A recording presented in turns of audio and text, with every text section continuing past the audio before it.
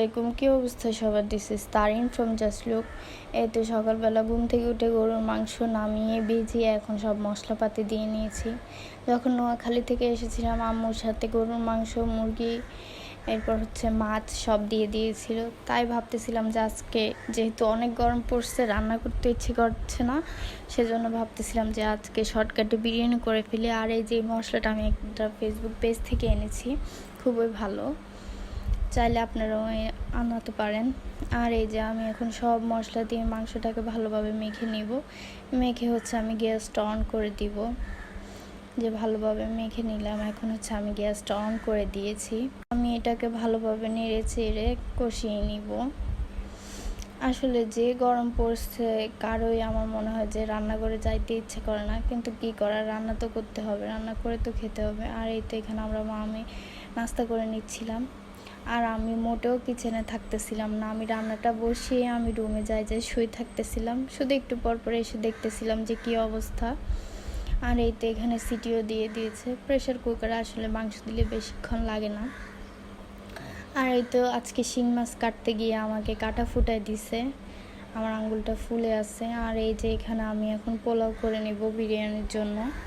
একে আমি পেঁয়াজ, কাঁচামরিচ, তেজপাতা যা যা লাগে আর কি সব দিয়ে নিচ্ছিলাম। আর এই যে এখানে আমি উপরের তাপ থেকে ঘিটা গলানোর চেষ্টা করতেছিলাম, যেহেতু ফ্রিজে রেখেছি বসে আছে।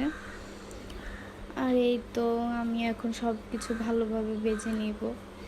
কি একটা অবস্থা, কি একটা গরম, কোনো কাজেই মন বসে না, কোনো কাজ করতে ইচ্ছে করে না, খাওয়া দাওয়া করতে ইচ্ছে করে না, কিন্তু বেঁচে থাকার জন্য একটু হলেও তো খেতে হবে। আর এই তো এখানে আমি ভালোভাবে পেঁয়াজটাকে ভেজে নিচ্ছিলাম।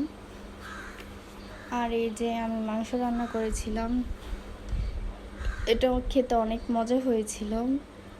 আমি মাঝখানে এটা 2 পিস উঠিয়ে পরোটা দিয়ে খেয়েছিলাম, এটা মাশাআল্লাহ অনেক মজা হয়েছিল খেতে।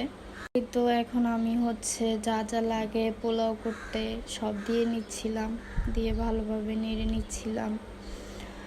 এরপর আমি চালটাকে ভালোভাবে বেজে নেব। আসলে চাল যত বেশি ভাজা যায় ততই পোলাওটা বা বিরিয়ানিটা ঝরঝরা হয়। আর এই তো এখন আমি মাংস দিয়ে এটাকে ভালোভাবে মিক্স করে নিব। আর আমরা যেহেতু 2 জন মানুষ, সেজন্য খুব একটা বেশি করার প্রয়োজন নেই, আমরা পরিমাণ মতো করছিলাম। আর এই তো এখানে আমি পানি দিয়ে ঢাকনা দিয়ে দিলাম। আর এই যে ঢাকনা ওঠানোর পর আমার বিরিয়ানি অলমোস্ট রেডি। এখন আমি শুধু এটাতে ঘি দিয়ে ভাবে বসে রাখবো 10 মিনিটের জন্য। অনেক সুন্দর স্মেল বের হইতেছিল, মাশাআল্লাহ মাশাআল্লাহ। আর এই তো আমার কিন্তু বিরিয়ানি করতে অনেক ভালো লাগে। আর এই তো এখানে আমি ডিম সিদ্ধ দিয়ে নিচ্ছিলাম। আমি আসলে এটাতেই ডিম সিদ্ধ করে, আমার এটাতে ডিম সিদ্ধ করতে অনেক ভালো লাগে। আর এই যে আমার বিরিয়ানির ফাইনাল লুক, এটা কিন্তু খেতে অনেক মজা হয়েছিল। আর আমার বিরিয়ানি করতে ভালো লাগে দেখেই হয়তো বিরিয়ানি করলে ভালো হয়। তো কেমন লাগলো আজকে